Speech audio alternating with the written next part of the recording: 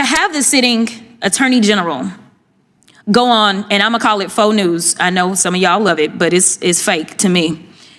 To have her go on Fox News and to then decide that she wanted to send a threat to me, it was wrong.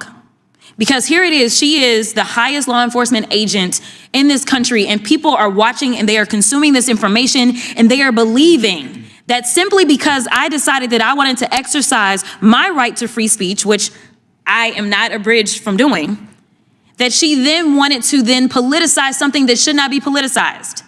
When the nation's top law enforcement officer uses her platform not to uphold the law, but to single out and threaten a sitting member of Congress on national TV, that's not just politics. That's dangerous. And Representative Jasmine Crockett is making it clear she will not be intimidated. I don't like Elon Musk. I'm gonna say it 50,000 times. I don't like him. I don't like that he going out there and he firing people. I think that he's a crook because somehow the rest of us can't sit around and get whatever federal contracts we want. The rest of us can't sit around and get law enforcement and get them somehow ordained as federal law enforcement to protect him. The rest of us can't get our dealerships protected by the federal government. That is somebody that is operating above the law.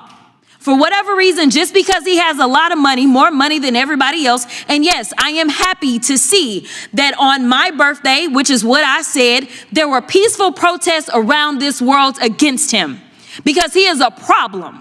And so you never should have somebody that is sitting that high and is going to sit up here and threaten a sitting member of Congress when she knew good and well, if she watched the entire thing, that I specifically told protesters to make sure you consult with lawyers, just like I've told protesters over and over and over in the history of me advising people to go out and exercise their constitutional right.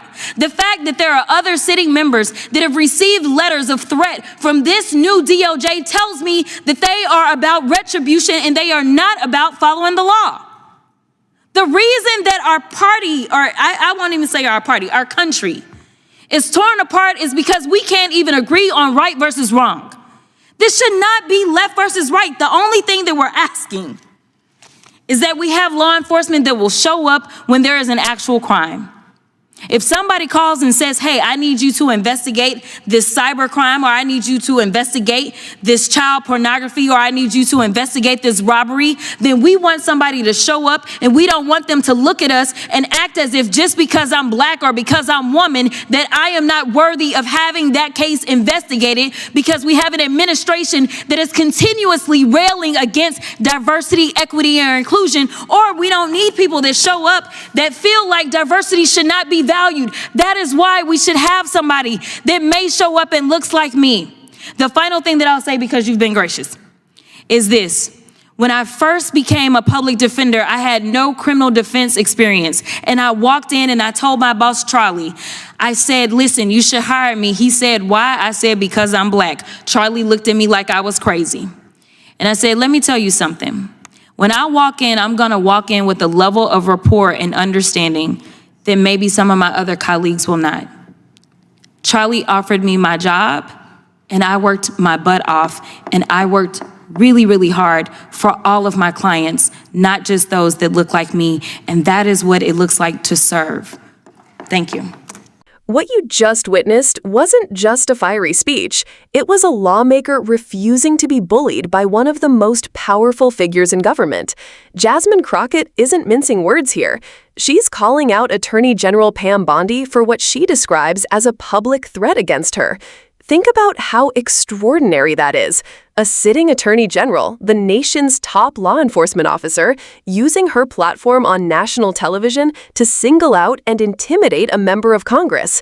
That's not just partisan sniping. That's an abuse of power. Crockett's message is layered. On the surface, it's a clapback to Bondi's Fox News appearance. But underneath, she's pointing to something much bigger, the erosion of public trust in our institutions. Law enforcement works only if people believe it's applied fairly. If the DOJ appears more interested in punishing political opponents than protecting everyday people, that trust evaporates. And without trust, democracy weakens. Crockett's message is layered. On the surface, it's a clapback to Bondi's Fox News appearance, but underneath, she's pointing to something much bigger, the erosion of public trust in our institutions. Law enforcement works only if people believe it's applied fairly. If the DOJ appears more interested in punishing political opponents than protecting everyday people, that trust evaporates. And without trust, democracy weakens. Crockett is saying out loud what many Americans feel quietly, that the system looks rigged for the wealthy, the connected, the powerful, while ordinary citizens are left behind. Notice how she frames the fight, not left versus right, but right versus wrong. That's a deliberate shift, and it's important, because once everything is reduced to party politics, people stop listening. By saying this is about right and wrong, she's appealing to something deeper: morality, fairness, basic justice. That resonates beyond party lines. And then there's her personal touch. Crockett speaks about the surge of death threats against lawmakers, pointing out that both Republicans and Democrats now live under constant danger. That's a symptom of a broken political culture, where rhetoric fuels rage, and rage too often turns into real-world violence. By raising this, she reminds viewers that words from people in power aren't harmless. They have consequences. She also pulls in Elon Musk as an example of how billionaires can operate outside the rules the rest of us have to follow.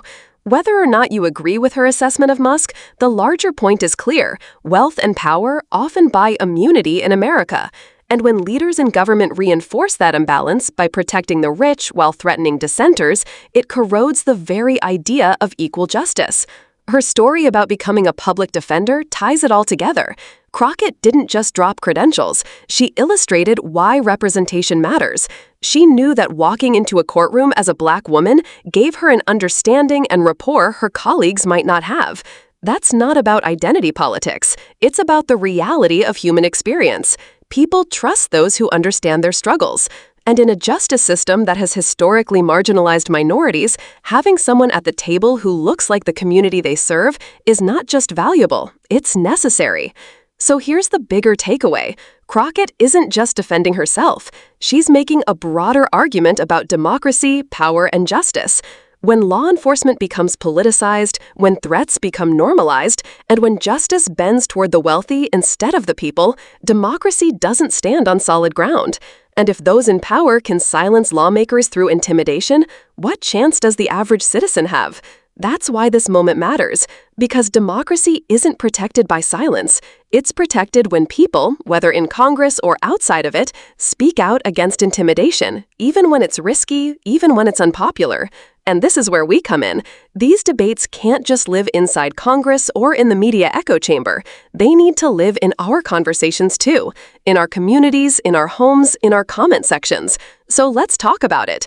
Was Crockett right to call Bondi's comments a threat? Or do you think she was overstating it? Drop your thoughts below.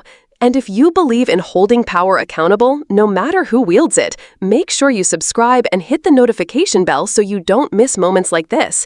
Because democracy depends on all of us staying informed, engaged, and unafraid to call out wrong when we see it. And then there's we come in. These debates can't just live inside Congress or in the media echo chamber. They need to live in our conversations too, in our communities, in our homes, in our comment sections. So let's talk about it. Was Crockett right to call Bondi's comments a threat? Or do you think she was overstating it? Drop your thoughts below. And if you believe in holding power accountable, no matter who wields it, make sure you subscribe and hit the notification bell so you don't miss moments like this.